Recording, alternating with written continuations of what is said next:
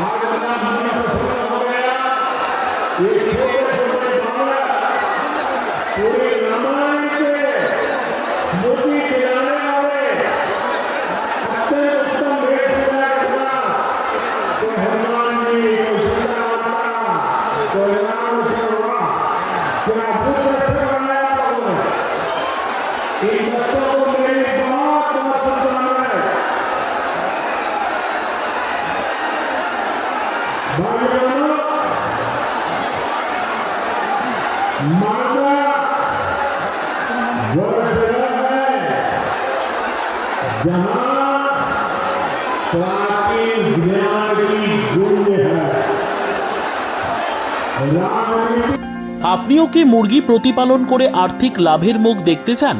হরেক রকম প্রজাতির মুরগির শাবক লালন পালন করে বিক্রয় করে লাভবান হতে পারবেন খুব সহজেই। তাহলে আর চিন্তা নেই, আপনার জন্য প্রচেষ্টা নিয়ে এসেছে সেই সুযোগ।